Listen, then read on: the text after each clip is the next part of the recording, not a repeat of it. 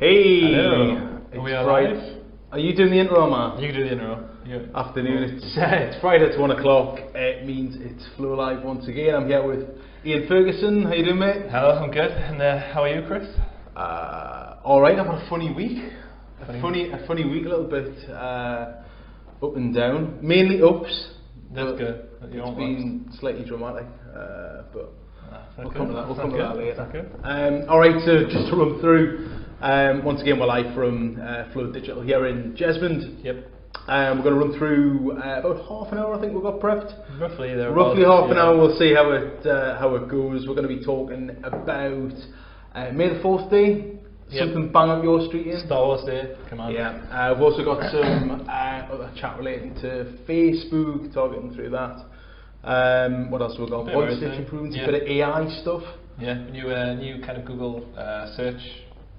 Voice search features that are coming out, and a competitor to Google's voice search as well. As you'll notice as well, Brandon from Coors has gone. Our outreach to the fine Molson brand has not worked.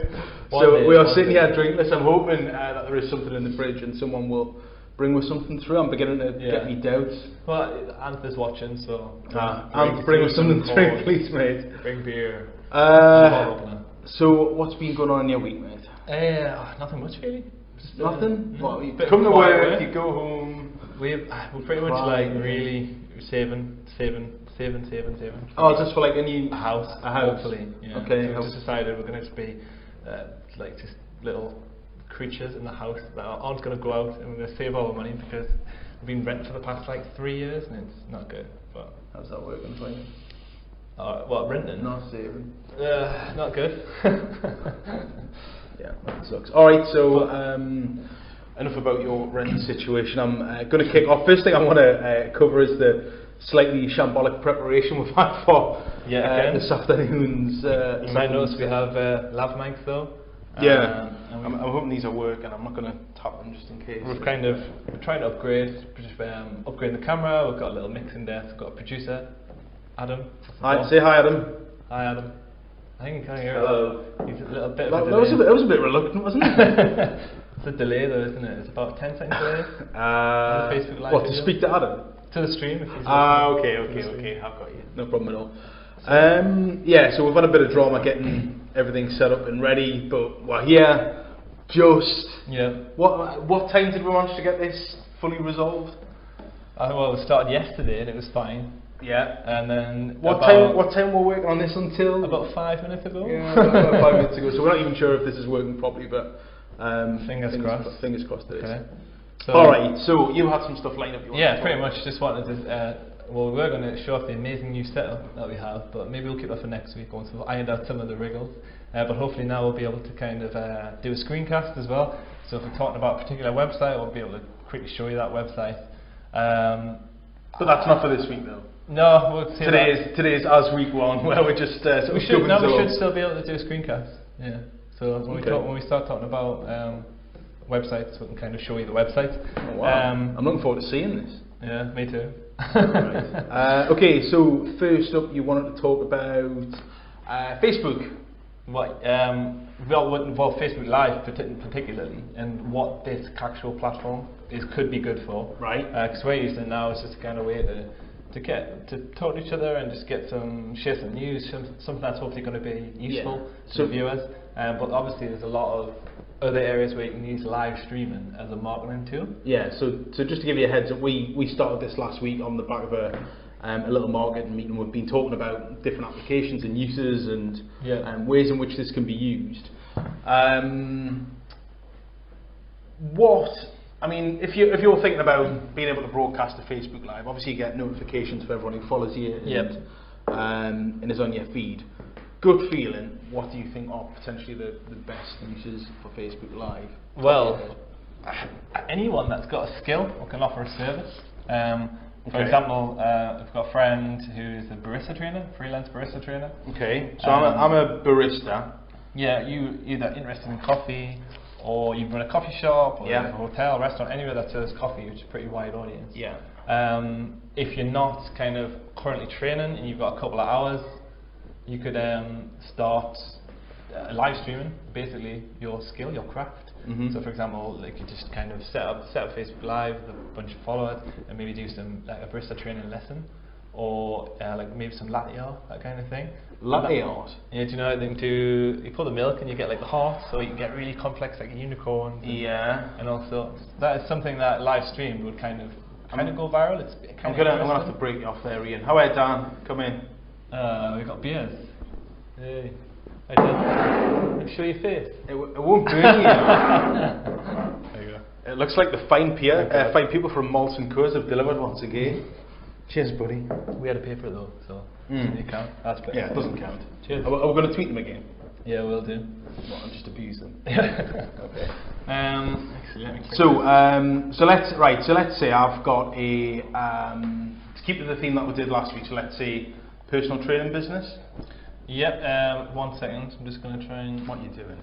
Live technical gubbins. Turn down the audio on this. There we go.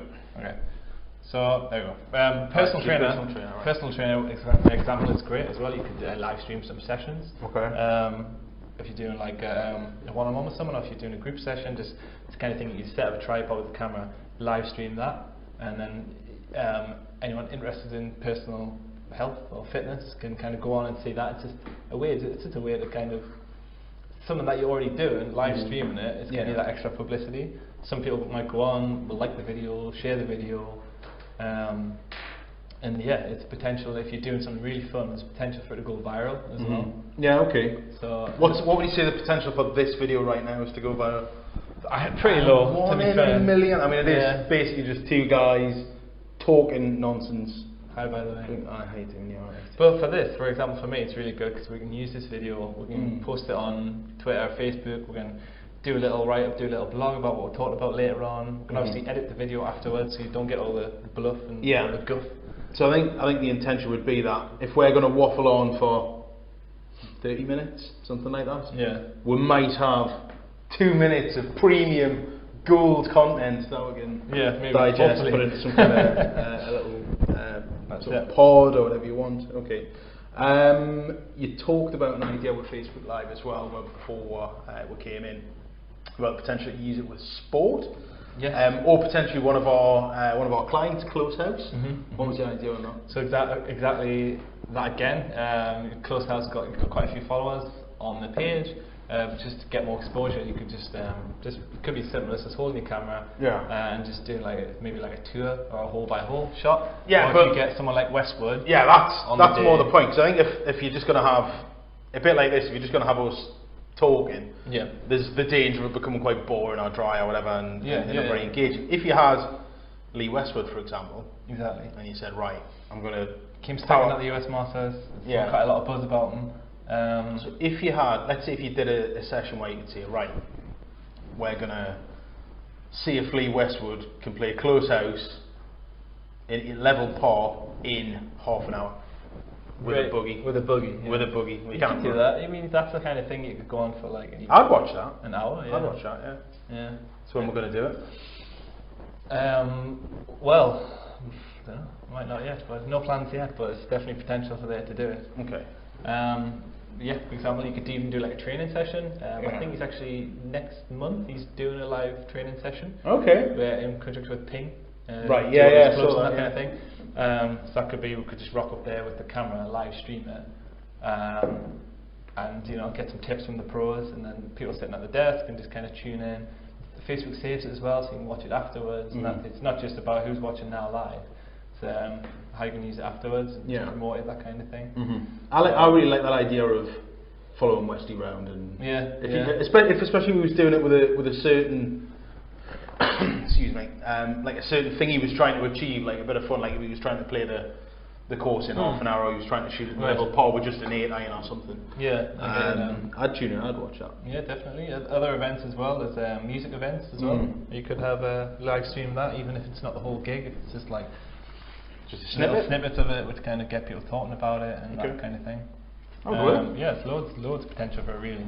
So, all right. Hopefully we'll be able to package this little thing up, this camera and this setup we've got, and like take it around. Do a little outside broadcast. Did I tell you about me outside broadcast disaster on Wednesday. Oh, is this the radio? Yeah. So I'm part of a broadcast team on a Saturday afternoon that do a Saturday afternoon sports show. We'd got invited to St James's Park for the final of the Northumberland Senior Cup. Alright, okay. So just two of the bigger amateur teams in the region, so North Shields against Blythe, had the whole outside broadcast set up ready to go, had the headphones, had the tech guys, full 90 minutes commentary. It worked for about 2 minutes. It was an absolute nightmare. Did you not have any of that? Anything saved, or well? No, it didn't even save onto the. So these guys are just waffling on to literally no one. Yeah, well, I did a little intro bit, a really small bit, sort of pre-game, and then the plan was to do like half of each half of commentary. Right. Does that make sense? So we had 4 people all together who were due to talk. So it was going to be 2 people do the first half of the first half. The 2 people, a bit like 5 Live do. Where they'll do 2 people who do half a half, and then the other 2 people do the other half of a half. Right, okay. And then you do the same in the second half. But just nothing. And nothing came happened through. at all. It was a disaster. On the plus side, I did manage to wangle me in for some free cups of tea and biscuits in the press. Right. I felt like part of the media for about a day. It was pretty cool. Well done. Highlight anyway. Yes, I've got a bit off topic, so apologies. You want to talk about our very own Florin, yes, and something he's involved with. Yes, very much. He was going to be here today, but he's enjoying Leeds, I believe, at the minute. Okay. So what is it that he's involved with? Well, he's a designer, right, as you know. Yeah. And he's talked about it for a while. So actually, designing his own T-shirts. Yeah. But obviously, doesn't want to set up his own business. Kind of want to test the waters. And there's a new website came out called Merched. Merched. M-A-R-C-H-T, so Merched. Have Merched paid us for this spot as well? No. Okay. This is just something relevant. It's basically, there's a website called Awesome Merchandise. Yeah. Who do merchandise for bands and gigs on a much bigger scale. So okay. They do like branded plex, branded T-shirts, tattoos, everything.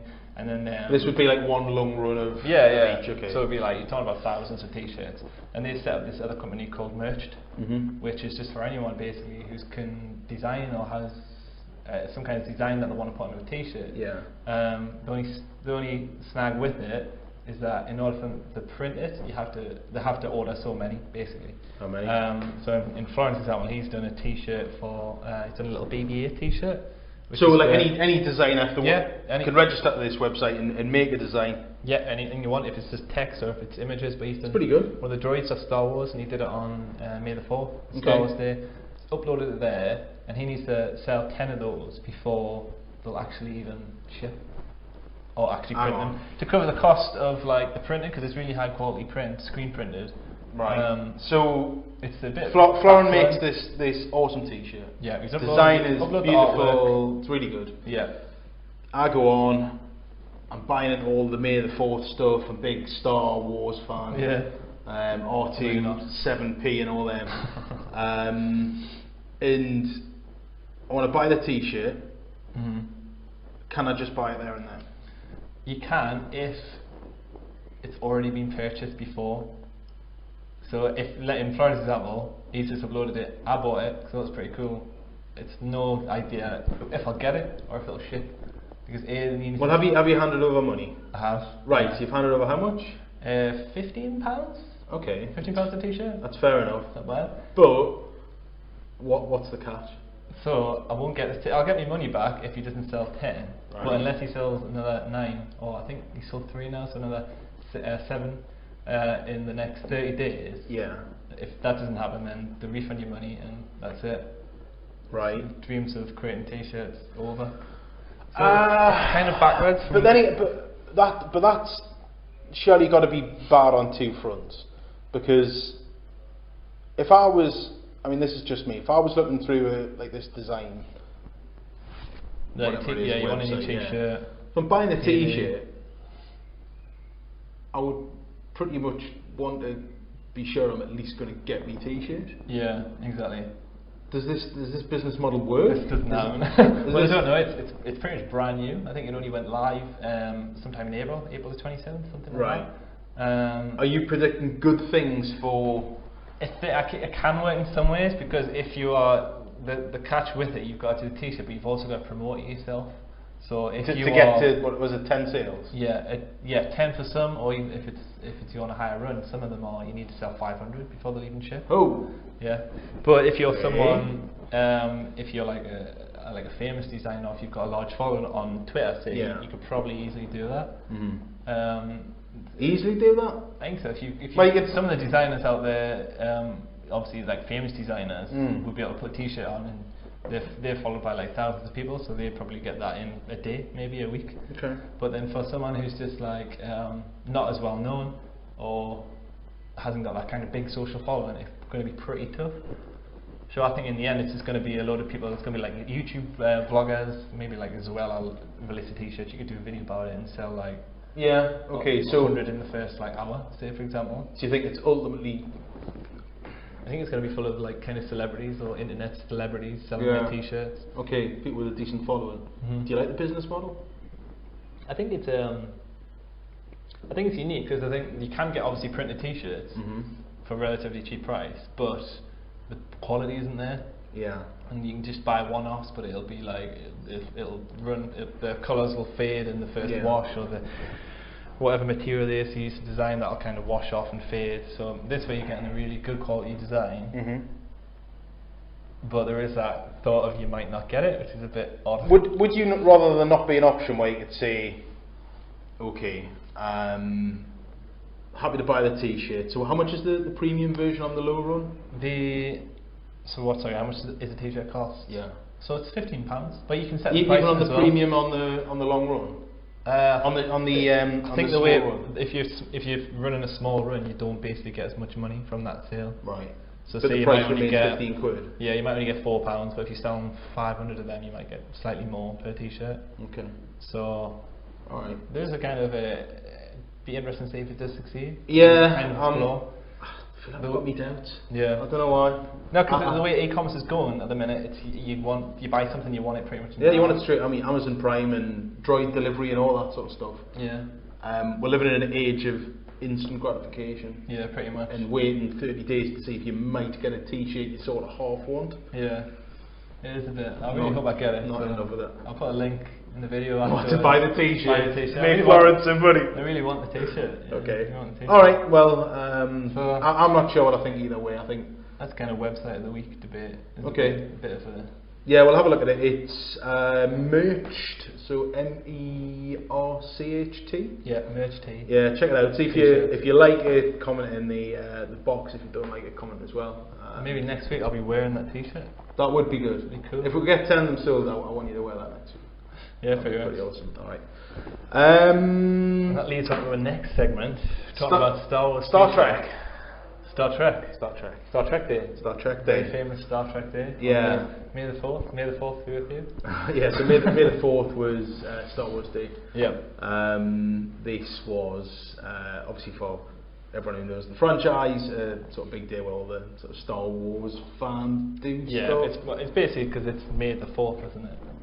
Yeah. And it's the thing from Star Wars. So you do know about Chris has got a kind of confession that might not get him many fans, but he has never seen a Star Wars film. I've never seen Star Wars, which is and I'm crazy. never going to. Well, I might.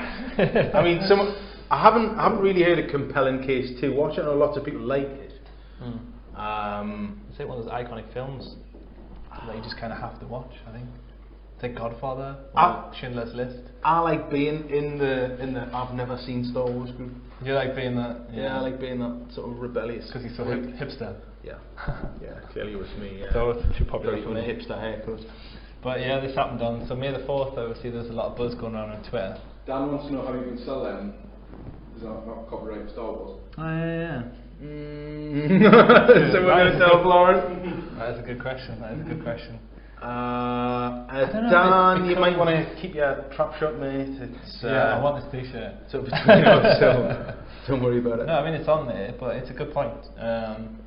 Yeah, probably is copyrighted. Probably is copyrighted. I mean, it's not actually using an official Star Wars logo, but it is. He is using the Star Wars. It's the droid, and it looks like the droid, but it's not an official picture. It's kind of an illustration of it. Right. So, but there's a bit of a hazy area there. I think if you put like, I think it's easy. I think it's just copyright. I think if it was, is it not? If it was an image of BB-8, Pretty much sure it's classed as passing off. passing off. Yeah. Is this your We just copyright got Florida- expertise? we just got copyright, but we just got Florian into trouble. Is Florian going to get a knockoff R3CPR or whatever? We'll see. Okay. It's not actually BB-8. It's actually BB-6. What? We'll call him BB. He's called BB-8 officially, but if we call him BB-6, is that a way around the copyright? Who's BB-8?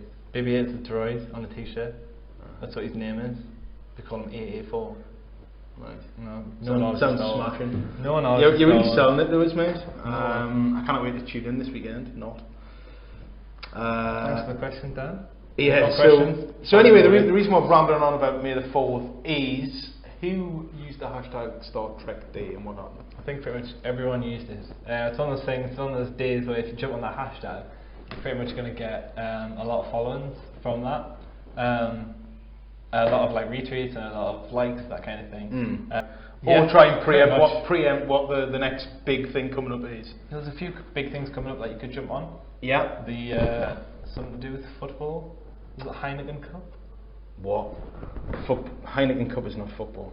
Oh, it's my knowledge of sport is less than your knowledge of Star Wars. I now feel how you felt when I said I'd never seen Star Wars. Heineken Cup. Sitting here with this sort of seething contempt. Rugby. No, it is rugby. Yeah. Well done. Second chance. How did you know that was a hashtag for this weekend?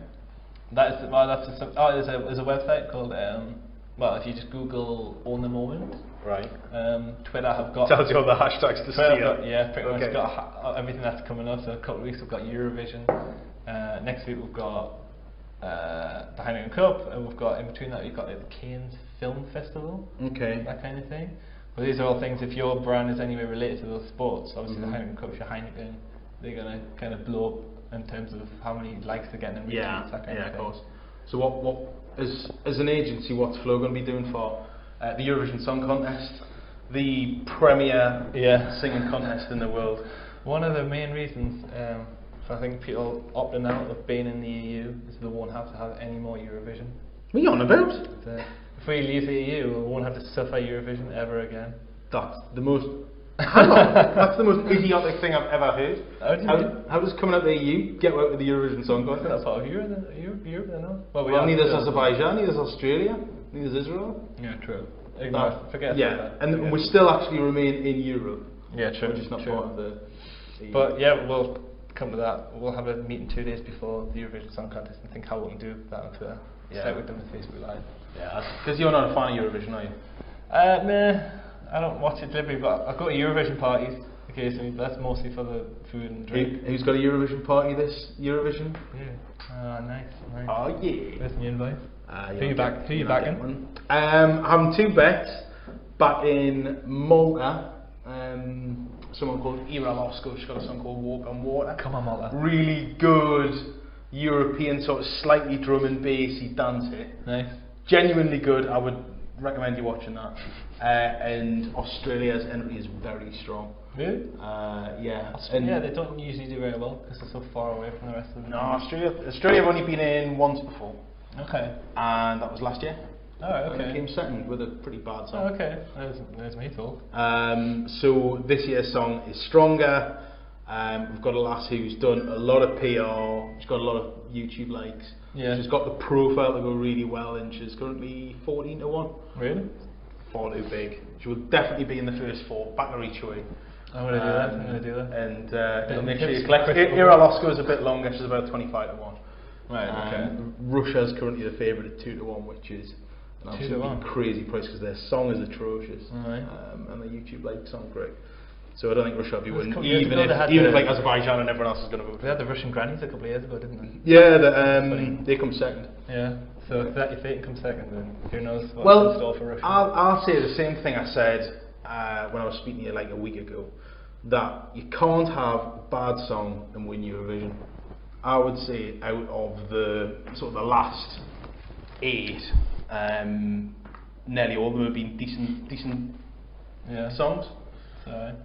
Dancing, there's no sound. What's going on, Adam? It's fixed. It's fixed. We're back on. Cool. No worries. Hiya Zoe, Hi, what even is your job? Ian11. That is Does a that make friend sense? of mine called Zoe. Hi Zoe. She basically thinks because I do this kind of thing, I haven't got a real job. But you haven't got a real job. So it's a real job. It's a real job.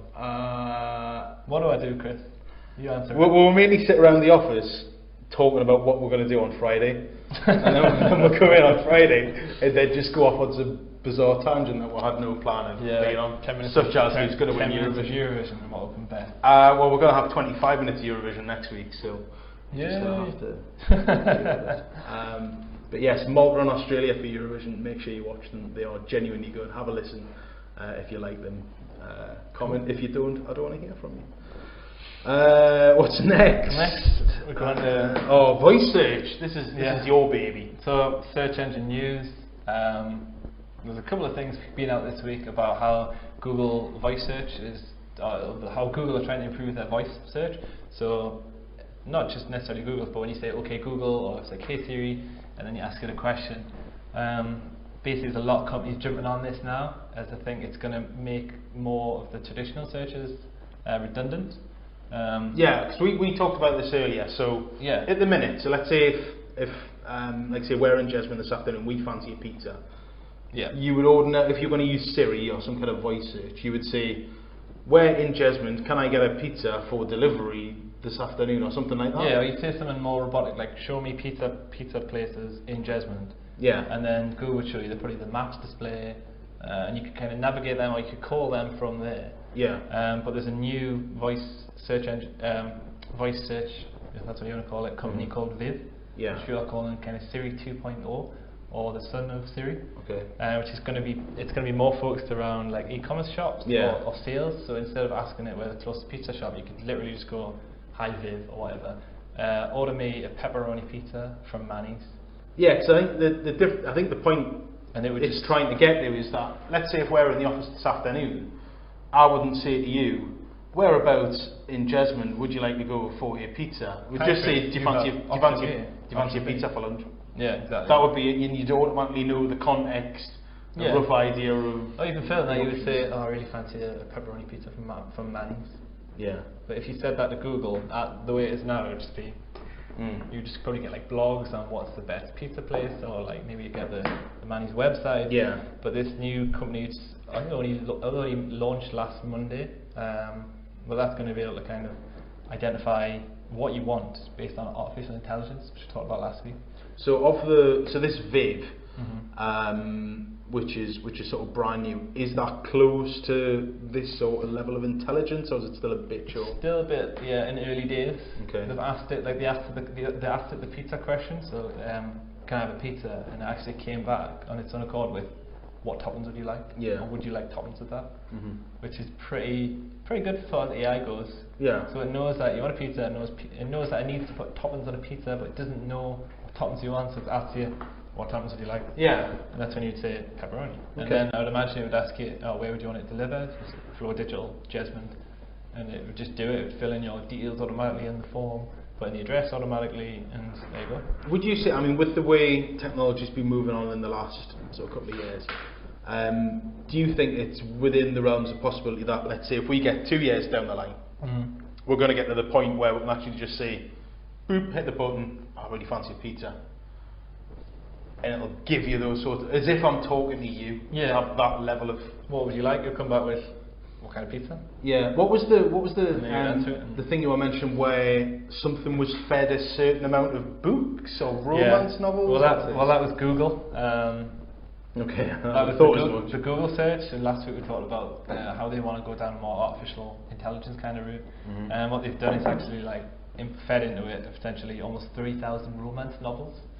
So it give like Google, "Here's 3,000 romance novels to read," and it kind of read that and assimilated it in an attempt to kind of have more of a kind of conversational intelligence about it. Okay. And the reason it shows romance novels is because they say things differently. They might like the way that they're wrote are more like how a human would write. So it's kind of trying to learn from romance novels to be more like a human. If that makes sense. All right. How you doing, Flo? Just seeing your message, mate. Hope you're good. How's Leeds treating you? Send us a message, mate. So how many books did it get? Was it 2,000 or 3,000? Almost 3,000. So it got all these books and it, whatever, how do you do it? You feed them into Just get copy and paste the shredder, text in or something. just scan them Not in. a physical. You probably just copy and paste. If you like. Okay. It read that, interpreted what it thought of it, and tried to pull out information, how people talk to each other, how people go backwards and forwards, and try to kind of learn from that. Okay. It's an example of machine learning. Essentially to try and develop more realistic. Yeah, because if you're talking into a search at the minute, you kind of know it's a search engine, so you'll say things like "show me pizza places." Or as if you're talking to, if you talk to someone whose English isn't great, you modify your language to a more simplistic. Yeah, pretty much. If you say like, "give me information on Arnold Schwarzenegger," whereas you could say like, "Oh, where's Arnie today?" or something, or "How old's Arnie?" Yeah. And it would know that, and so that's kind of the future of it. But it means for search engine optimization or search engine marketing, the local search is going to become a lot more prominent. Right. Especially if you're asking for things like where pizza shops in certain locations. Yeah. This is going to have a knock-on effect for kind of SEO as well, because the way SEO used to work, or kind of still works, you put in as many keywords as you can for a specific topic you want to be found for, effectively. But with this new way that Google's learning the semantics of speech, it's gonna be able to pick up if that's more robotic, or if you're writing basically more like a robot to kind of gain on Google in the search rankings. It's gonna kind of just penalise you for that a bit, and it's gonna want you to write like a normal human being, and it's gonna know that that's the way that normal people speak. Does that make sense? You talked about local SEO just a minute ago, right? So this morning I found myself in a bit of a predicament. I knew I was coming on today. My hair was an absolute clip, so I knew I had to get an early barbers. A 9 o'clock barbers wasn't going to cut it. Had to be an 8 o'clock barbers. Okay. How many? So when I searched and I found an 8 o'clock barbers in Newcastle, how many other barbers did I walk past before I had to get to the 8 o'clock barbers? I don't know. I counted them on the way. 3? Nah. How many? 7. 7? I had to go past 7 other barber shops that to get to an 8 o'clock barbers. But the point being is that, why wasn't that closest one? well, the nightmare was, I mean, local SEO really shouldn't be that difficult. If you've got a business, it's really easy to update all your opening times, all your gubbins, all your website information. So few do it well. And I ended up going to this barbers purely because it was one out of maybe 15 that I was going through that actually had the information listed well. And it's something you can do in an afternoon and you're just losing business for absolutely no reason. So if you're a local business, update your Google local searches because you're driving smart. Very much. There's a lot of like factors to what ranks that. One of them is obviously closeness to the searcher using geotag. But then you've got, but you might get businesses that are further away ranking higher than you because you haven't filled in your information right, and it's not just on your Google Plus profile. You've got to make sure it's the same on say Yelp.com and all the online directories, and also reviews as well. So if the barbers you went to maybe had like 5 or 10 reviews saying, "Oh, great service," but then was just the one like? Was it just the one? one? Just the one. I mean, all the rest were just so. Did the one closest have any, or do you know? Well, you don't know, I guess, but walk past one that was open. Yeah, but I passed one that was open. If they didn't have any reviews on Google, that could be another factor as well. Yeah, it definitely sways me. But I mean, how easy would it be to get someone to write a review, even if they're just on the barber seat? Like so easy. Would you mind writing a review? Yeah, you get a Google half price haircut next time or something. Yeah, something like that. Or whatever, it'd be easy to do, or a lollipop. How you Flo? First Dribble meetup in Leeds, right? What is a Dribble meetup? Dribble is the kind of a social media for designers. Okay, so hipsters. Yeah. Little hipster. Was it at a jazz club? It's invite only, so it's very exclusive. Right. You've got to have an invite from another designer. Hipster. Keep going. They have meetups. Okay. Effectively. Sounds a little bit speakeasy. So, how do you is it like a designer speakeasy? Yeah, I guess so. I think they met up in, where was it, Florence? Somewhere in Leeds, some pub probably, some Weatherspoons or something. It sounds like an excuse for a jolly. I'd like to know how it went. It's so weird. It's all strangers, I guess. You get in. What do you say? Like, hello, I'm a designer. What do you design? Yeah, I'm building a website for. Will you buy my t-shirt? Yeah, buy my t-shirt. You'll be harassing everyone all day. There's 50 people there, Florin. You have to get at least 7 of them to buy t-shirts so I can wear mine next week. Okay. Will you buy my t-shirt before we get a cease and desist? Yeah, very much. Alright, so that is our topics burned up. What you got lined up for the weekend? Yeah, pretty much. I think that's it. Don't think that far ahead. Moving out on Saturday. Movie night. Coming round. Yeah. Romantic movie. Hang on, tell us which friends it is and I'll tell you what movie you're watching. It's another couple of friends. Another couple. Me and my girlfriend. You're going to be watching Jane, and we're going to have food before. It's going to be, you're going retro Sleepless in Seattle. Oh yeah, it's not a bad call. Never seen it. It's good film. I was thinking Ferris Bueller's Day Off. Oh, unbelievable scene. Great film. That's more, Ferris Bueller's Day Off though, you got to watch surely at like 10:30 on a Tuesday morning when you're in the city. Yeah. So you just hit that, like you hit that the movie. sort of perfect synergy of your mood. Anything else you're up to? No, we went to the Merit Centre yesterday, and the new Lego Disney Lego minifigures came out. So my girlfriend rang and said, "Can we go from work to get a couple?" So yeah, we went to the Merit Centre. Is this like a thing? Getting Disney Lego? She's obsessed with Disney. Disney or Lego? Yeah, and Lego to be fair, and I'm a big fan of Lego. Lego. Then that is a good double hit. So we spent about, I'm not kidding you, 45 minutes in the Lego store feeling up packets, and so that we knew what it was in the packet. In the end, we had like 2 of the store clerks. They would come in and feel the packets because we wanted one of each. It's the thing with the Lego is that they don't actually show you what it is, and there's no way of finding out other than feeling it. So Lego are doing it because they hope you're going to buy a couple, you're going to buy duplicates and that kind of thing. Bit like stickers. Yeah, pretty much. That's why you need a friend to kind of swap it with as well. So I'm going to talk about stickers next week. I don't want to drone this on this week. I think that's pretty much it then. So if you've tuned in, then thanks for watching. We're going to put together a little snippet of the best 3 minutes or so and stick that on YouTube. With if there is 3 minutes. Well, put some music over. We'll make it a 3-minute music video of me having a course. Yeah. Alright, so hopefully set up the system a bit better next week. It'll show you more things. Maybe. Well, it worked alright when Adam put it on. Maybe have more lined up. Thanks, producer. But from Ian Ferguson, thanks for your time. Yes, thank you for watching those 2 days. There'll be a follow-up vlog. I said that last week and it's landing online. There will be a follow-up vlog on Monday, I'm going to say. We're going to cut the video down, maybe talk about a few other things on there and see how it goes. Alright. Thanks for watching. Good night. Cheers. What was it there?